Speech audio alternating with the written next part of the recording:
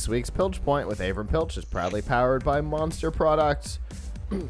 Whether you're looking for headphones, like the Elements, or earbuds, whether they be wired, wireless, or the true wireless earbuds, like the brand new AirLinks, or you're looking for a Bluetooth speaker, from the tiny new Superstar S100, of course, to the giant Monster Blaster, they've got all of the audio products that you could use on the go, at home, or wherever you are.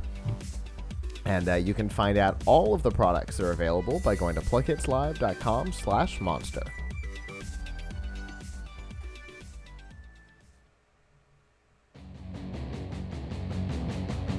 And of course, that music means that it is time for the Piltch Point with online editorial director of Laptop Magazine and Tom's Guide, Avram Piltch. Avram. Hey, We've still here. We've got some numbers. Yes. Some Before numbers we get that will make us happy. Well, and make us Yes. angry, but Make prove us- our anger. We'll stir the passions. There you go. But while we're stirring the passions, before I forget, I just wanted to show something real quick, which we'll get into on a future show a little bit. This here is the Maker Bueno. Is one of the coolest things that I saw at CES. It is a build-your-own handheld console. This one is already built, so I will get into this when I actually try to build my own because I have a kit here. It's $59. It's awesome, and you play all kinds of crazy games on it on a little grayscale screen. And it's like an Arduino board, so it's a fun build project.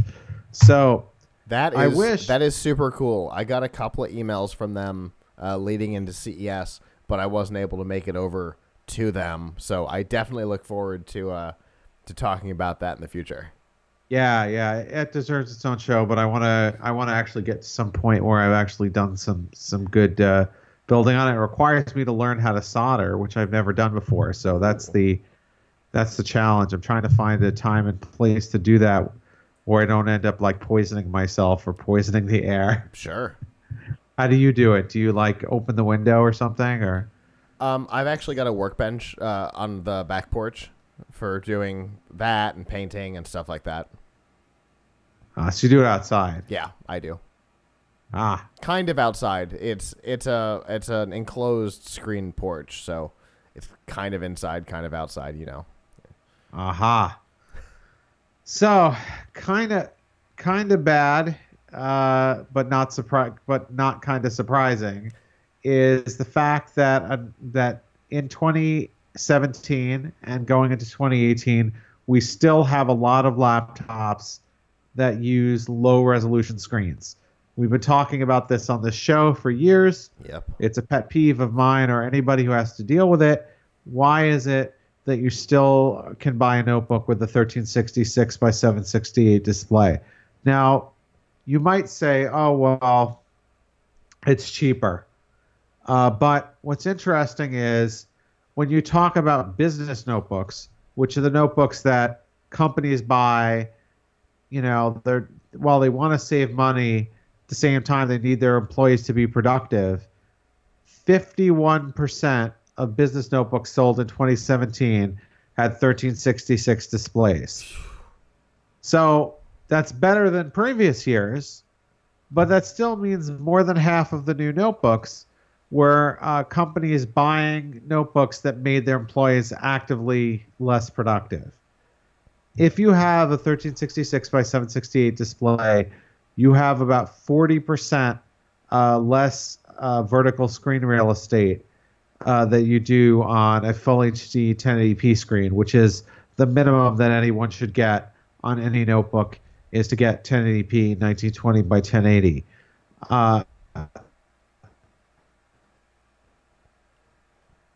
If you're yourself scrolling a whole lot because they can't see that much text on the page, you're going to have them unable to really stack two windows side by side for multitasking on the screen. So it's a significant problem, and one that unfortunately is not going away.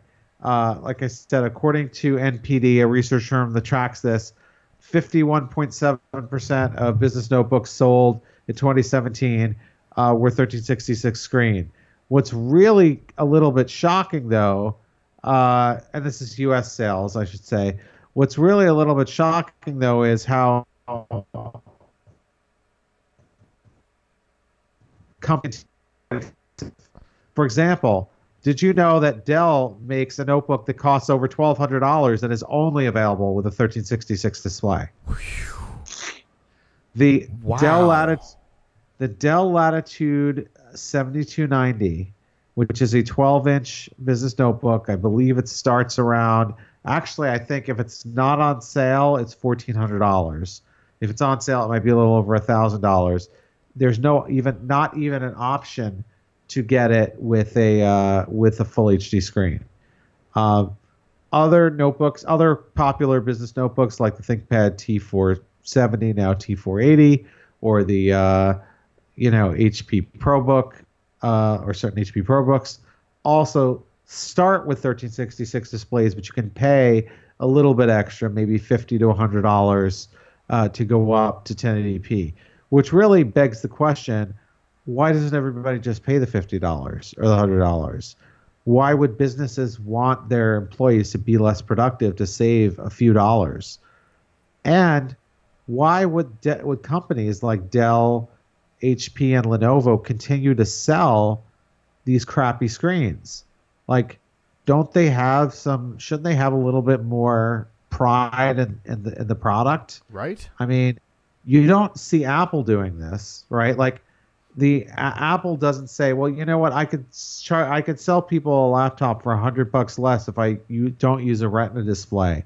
So let me have a garbage screen option, and then charge people $50 more or $100 more to get the good screen. Like, no, they don't want people to own an Apple laptop which has a bad screen. Like, they need to be thinking about their reputation. Like, when people are, yes, what's going on here is that I've talked to a number of of representatives from different companies, kind of off the record, so can't name names or whatever. But what they've told me is, we still make these screens because customers, big companies, still want them, and they still want them for two reasons. One, they want to save money. Mm-hmm. They want to save, even though $50 isn't a lot of money on an individual laptop. If you're buying 10,000 of them, right, it's a lot.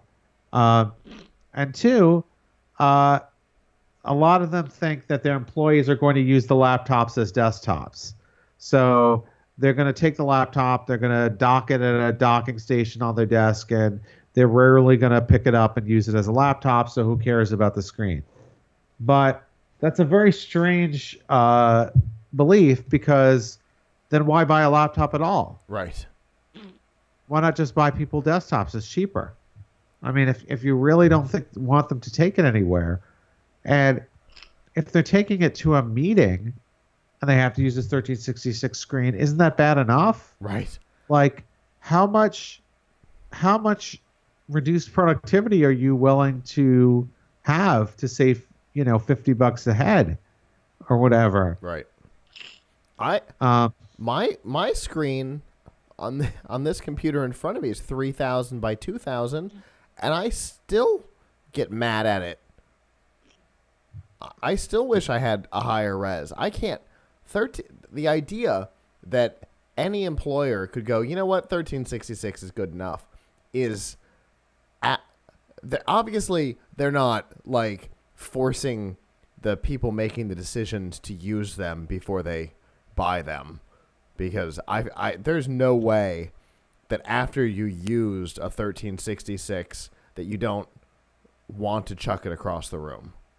Yeah, it's very frustrating. I mean, for our listeners, if you haven't used a 1366 screen lately, consider yourself lucky. Uh-huh. I mean, the other thing about it is that, besides just not having a lot of screen real estate for work, even on the consumer side, where the numbers are actually worse, on the consumer side, 66% of consumer Windows notebooks have 1366 displays. What?